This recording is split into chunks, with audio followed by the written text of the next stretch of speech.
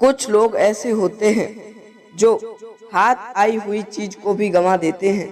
नमस्कार, जय श्री राधे, जय श्री कृष्णा। दोस्तों, आज की कहानी आपके लिए बड़ी ही मोटिवेशनल और शिक्षाप्रद कहानी होने वाली है। आज की कहानी में मैं आपको बताऊंगा कि कुछ लोग ऐसे भी होते हैं जो हाथ आई हुई चीज को भी गंवा देते हैं। ऐसा ही हुआ है इस कहानी में। साथियों, कहानी में आगे बढ़ने से पहले मैं आपसे एक निवेदन करना चाहता हूं। यदि आपने हमारे इस चैनल को सब्सक्राइब नहीं किया है तो कृपया चैनल को सब्सक्राइब अवश्य कर लें। लाइक, शेयर, कमेंट करना तो बिल्कुल ना भूलें। चलिए दोस्तों, कहानी में आगे बढ़ते हैं। किसी ने बड़े कमाल की बात कही है कि हीरे की कीमत आईने से भले ही लाख गुना महंगी हो, लेकिन तब भी हीरा पहनने के बाद लोग आईने को ही ढूंढते हैं। दोस्तों, पुराने जमाने में की मिट्टी खोदने वाला एक मजदूर था और वह मिट्टी खोदने के बाद उस मिट्टी को अपने गधे पर लाद करके कारीगर तक पहुंचाता था। एक दिन मिट्टी खोद रहा था तो मिट्टी खोदते खोदते उसे जमीन में से एक चमकीला पत्थर मिला। दर्शक बंधु, बड़ा अट्रैक्टिव पत्थर था। उसे बड़ा पसंद आया। उसने उसको बिना देरी के अपने गधे के गले में जो है बांध दिया और फिर से मिट्टी लाद करके जाने लगा। साथियों, जब वो मिट्टी लाद करके उस गधे को लेकर के जा रहा था अपने कारीगर के पास में, तभी उसे रास्ते में उस गांव के एक सेठ जी मिले। उनकी छोटी सी किराने की दुकान चलाते थे। सारे गांव वाले सेठ जी कहते थे। उनको सेठ जी ने कहा, मेरे भाई, इसको कहाँ लेकर के जा रहे हो? गधे को बोले, बस वहीं अपने काम पर जा रहा हूँ। बोले, नहीं, गधे के गले में जो है इसको कहाँ लेकर के जा रहे हो? बोले, बस ये तो आज से मेरी हो गई, मुझे मिली है जमीन में। सेठ जी ने कहा, यह चमकीला पत्थर मुझे पसंद आ रहा है, मुझे दे दो। कितने में दोगे? तो गरीब आदमी था, उसने कहा, 1 किलो गुड़ दे दो, आपको दे दूंगा। सेठ जी ने 50 रुपए का 1 किलो गुड़ जो है वो उस गरीब आदमी को दे दिया और बदले में उससे वह चमकीला पत्थर ले लिया। अब सेठ जी को बड़ा पसंद आ रहा था, बड़ा चमक रहा था, तो सेठ जी ने ले जाकर के अपने गांव में जो उनकी किराने की दुकान थी, उसी किराने की दुकान में जो तराजू था उसमें जाकर के और उस चमकीले पत्थर को बांध दिया और बड़े शौक से जो है उसको रखने लगे। बार बार उसको देखते थे, कितना चमकीला है। एक दिन उनके गांव में संयोग से एक जौहरी आया और उसने देखा कि किराने की दुकान चलाने वाले सेठ जी के पास में तराजू की डंडी में हीरा बंधा हुआ है। उसकी तो आंखें खुली की खुली रह गईं। उसने पूछा, यह क्या है? बोले, अरे चमकीला पत्थर है, हमारे गांव में मिला है, हमने देखो कितने शौक से बांध के रखा है। जौहरी ने कहा, यह मुझे दे दो। बोले, हाँ दे देंगे, मगर इसके तो 100 रुपए लगेंगे। साथियों, वह जौहरी बड़ा कंजूस था। उसने कहा, नहीं, यदि आपको 80 रुपए लेने हैं तो आप 80 रुपए ले लो, अन्यथा मैं आपको 100 रुपए देने वाला नहीं हूँ। साथियों, सेठ जी अड़ गए कि नहीं, मुझे 100 रुपए ही चाहिए। फिर से वो कहने लगा, नहीं, मैं 80 रुपए ही दूंगा। तो वो जो सेठ जी थे वो कहने लगे, मैं सच सच बताऊं तो मैंने तो 1 किलो गुड़ दे करके इसे एक मजदूर से खरीदा है और 50 का 1 किलो गुड़ था। अब मैं तुम्हें कम से कम 100 में तो दूंगा ही, क्योंकि डबल प्रॉफिट तो मुझे होना ही चाहिए, बेनिफिट होना ही चाहिए, मुनाफा तो कमाना ही पड़ेगा। कंजूस जौहरी को लगा कि ये मान नहीं रहे। उसने कहा, मैं कल फिर आता हूँ। वो अंदर ही अंदर सोचने लगा कि कल आऊंगा, कल शायद मान जाए 80 रुपए में, तो बात बन जाएगी।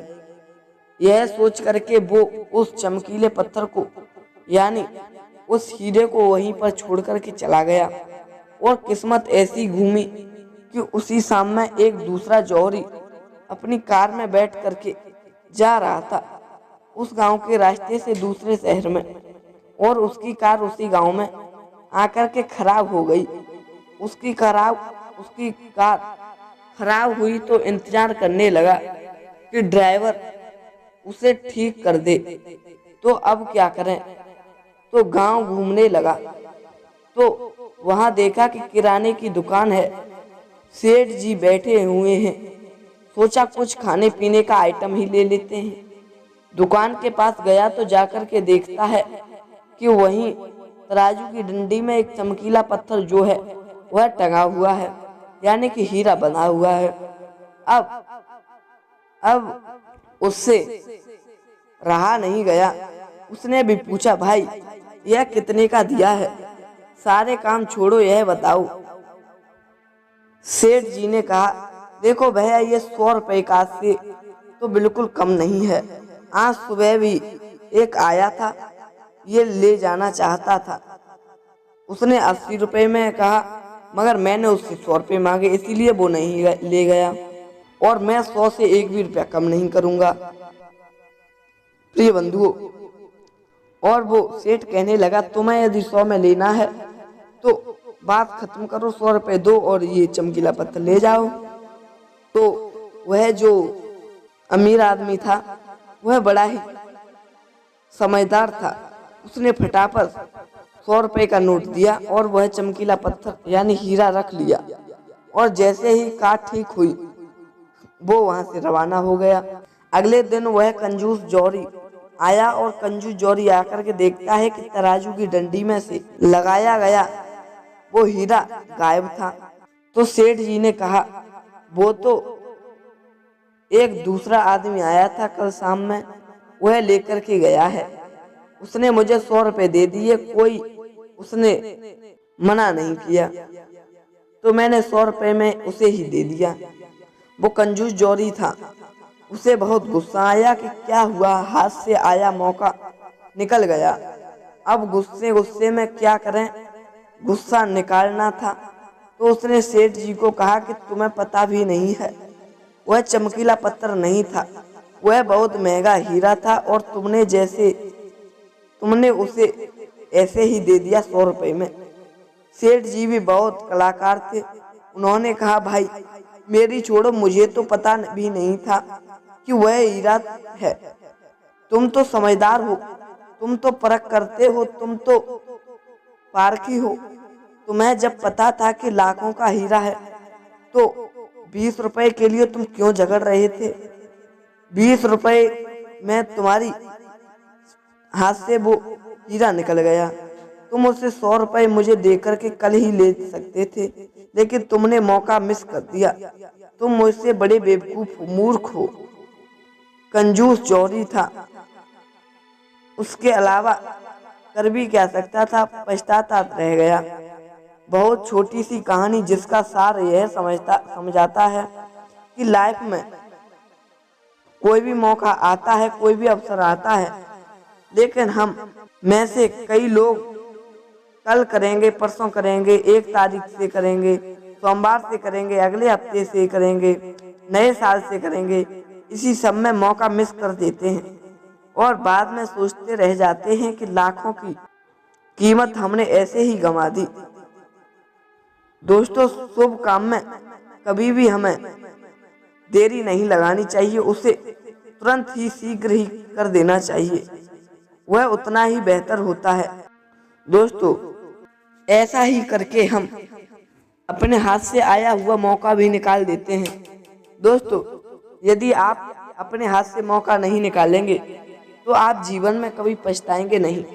दोस्तों, उम्मीद करता हूँ आपको यह कहानी पसंद आई होगी। यदि अच्छी लगी तो कृपया चैनल को सब्सक्राइब करें, लाइक शेयर कमेंट करना तो बिल्कुल ना भूलें। दोस्तों, फिर मिलते हैं ऐसे ही नए इंटरेस्टिंग टॉपिक के साथ।